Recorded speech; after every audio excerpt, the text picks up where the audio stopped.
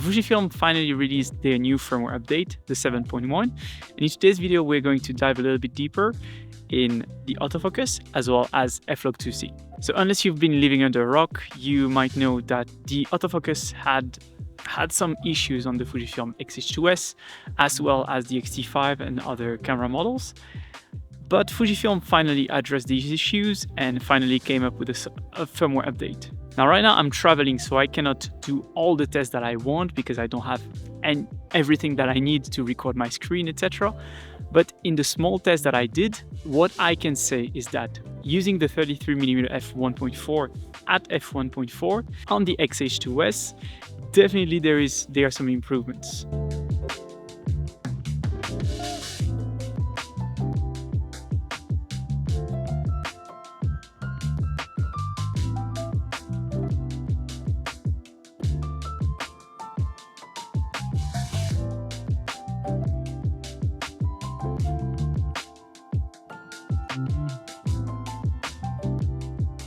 As you can see, whether I am walking towards the camera or away from it, the camera keeps tracking my eyes and my face. So whether or not I'm using face detection or eyes detection, it seems like there is a huge improvement.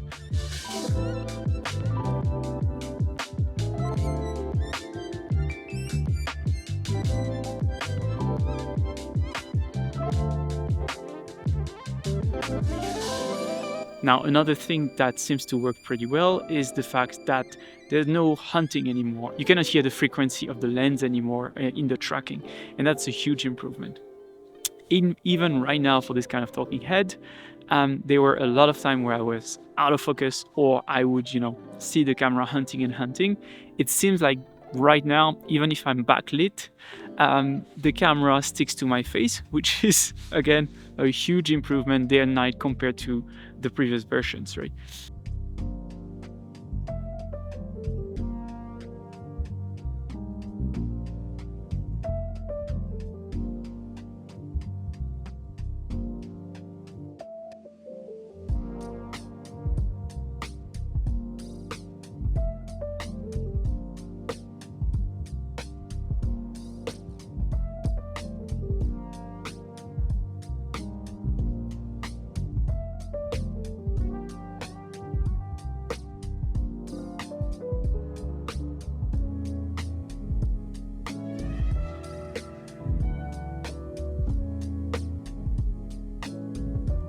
I'm looking at my screen here and there because I'm discovering that at the same time as you are. I made some tests prior to that, but for the talking head, this is also for me a way to test to see whether or not my eyes are tracked properly. And it seems like they are, even if the tracking seems to jump from left to right from time to time, but it's on auto right now. Now, another thing that I want to mention is that it seems like Fujifilm is finally passing the leaf test, meaning that in the past, every time I would use my autofocus in areas like this one full of leaves, right? Right now I'm next to the momiji trees right here in autumn in Japan. The camera would a lot of time jump to the leaves and just skip the subject, right? Well, it seems like it has improved a lot already from the small test that I've done. Again, this is just a first impression video when it comes to the autofocus improvements.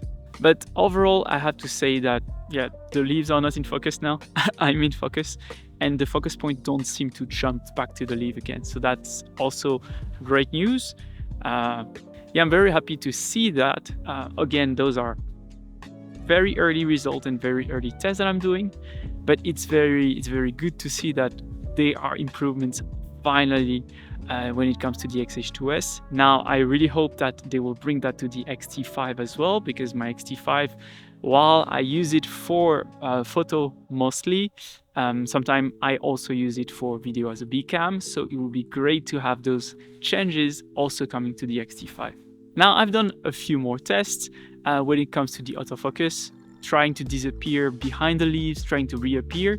And what I can see as well is that the camera actually kind of sticks to me, right? And doesn't go back to the leaf, etc. Now, there's one thing that I noticed when I use eye tracking instead of face tracking is that when I try to put something in front of the camera in eye tracking tend to go back to the back, and in face tracking it actually focuses on the thing that I put in front of the camera. So I don't know if that's something that is intended or not, or if that's something that is an issue between face and eye. I have no idea. This is just the early test that I've done. But so far, at least when I want to, do this kind of talking head, when I want to move a bit, even if I'm backlit, which was not the case before. Before, if I was backlit, the camera would just go,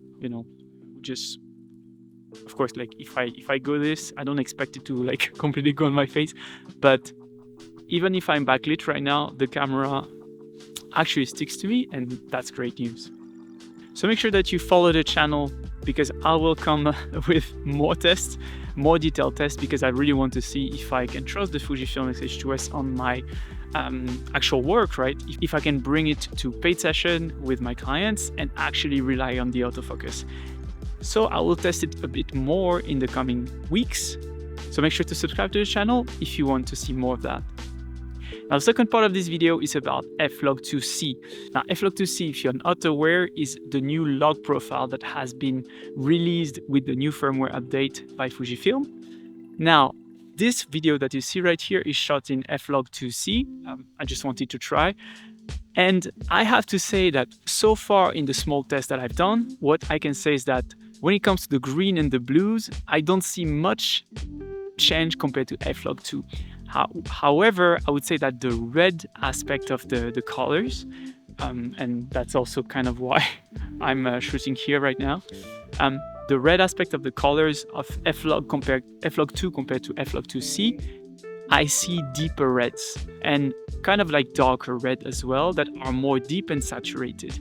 And it actually looks pretty good on skin tones, which might be why Fujifilm has made these particular changes. But overall, I would say that, yeah, the skin tone are very pleasing.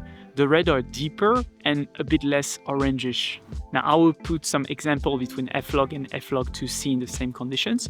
Let me know what you think down in the comments. But yeah, the sun is about to set now. So as a conclusion, I would say that overall, it seems like there is hope right now. Still need to test again quite a lot of things, but it seems like there is hope. So far, it looks pretty promising. Thank you for watching today's video, and if you've missed it, check out this video right here. I'll see you there.